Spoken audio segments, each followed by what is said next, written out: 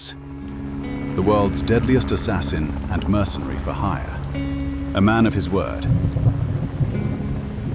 Any contract he starts, he's guaranteed to finish.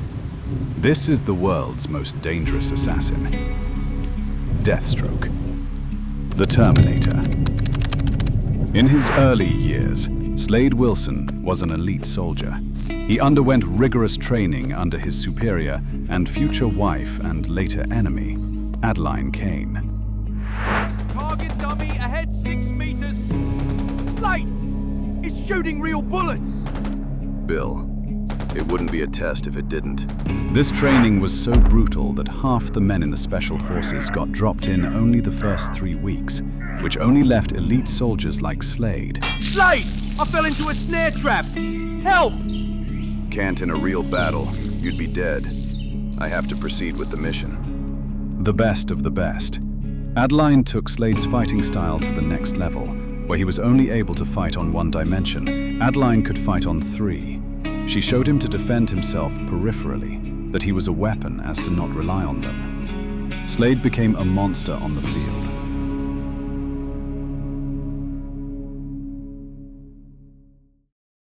After his training, Slade graduated with honors and went on to marry Kane. As a soldier, Slade was sent out to war, to do what he was trained to, and of course he outperformed his fellow men. In the meanwhile, Kane became pregnant and stayed behind to give birth to their first child, Grant. However, things could only go downhill from here. Adeline hoped I could convince you not to— Don't worry, it's safe. Safe? Then why the straps? Will you get out of here and stop worrying? I'll see you later. The government had plans to test out an experimental serum.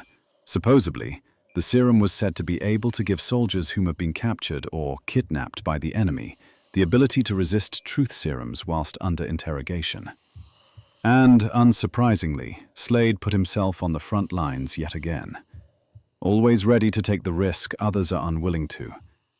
Despite what others may think, he was quite the selfless man.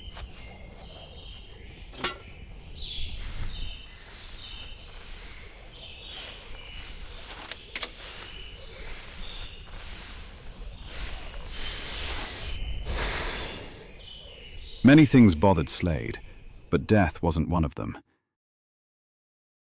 He'd cut down the enemy without question, without remorse. But this sickened him.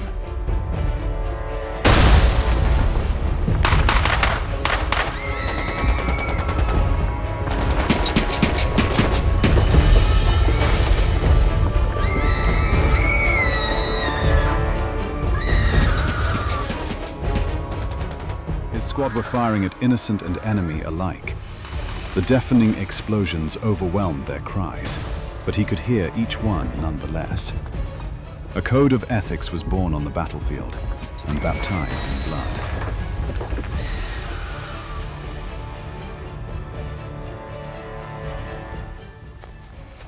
Sergeant Wilson, I didn't see you firing. I fired, Lieutenant. At the enemy.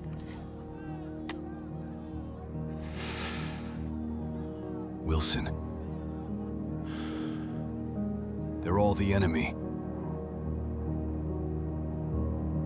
We got back to base and filed separate reports with the AG's office. Despite conflicting statements, they didn't care.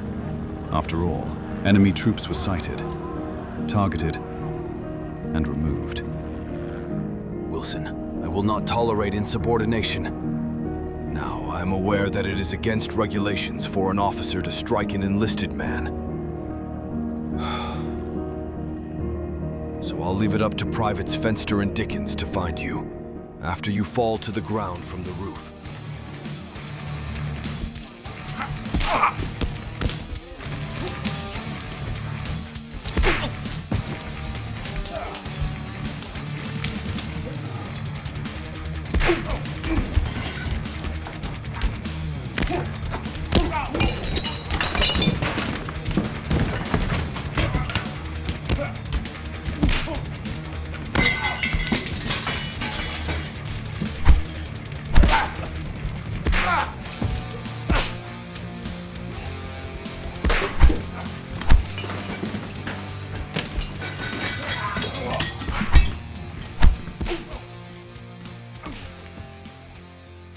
Say, I do hope you didn't mind my stepping in like that, eh? Just needed the exercise, you know? Who? A friend, that's all, lad. Hand. Little did I know the government's serum experiment would lead to more of these moments. Me saving Slade and vice versa. I had that man's back through thick and thin. Speaking of which, I remember Slade fell into a berserk state of rage.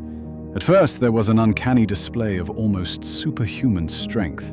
The medicine affected his adrenal glands in a manner not expected. He screamed like a madman, or an animal unleashed. They somehow managed to restrain and sedate him.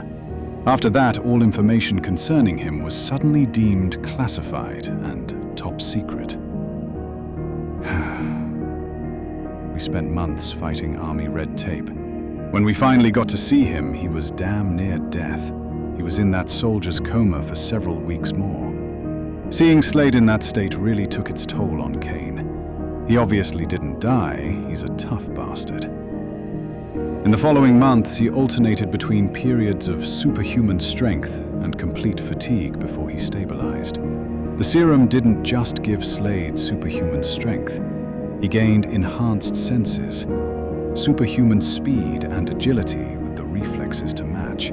His durability and stamina reached these superhuman states too, and if that wasn't enough, he gained a healing factor, allowing him to heal mortal injuries in days. With these powers, he soon took up the name of Deathstroke. He became a one-man army.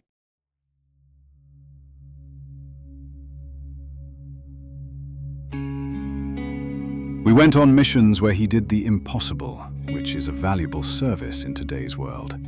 The impossible being the only challenge left to him. I heard he even fought Deadshot, one of the world's most deadliest marksmen, and Bronze Tiger, the master martial artist and assassin at the same time. But those are stories for another day.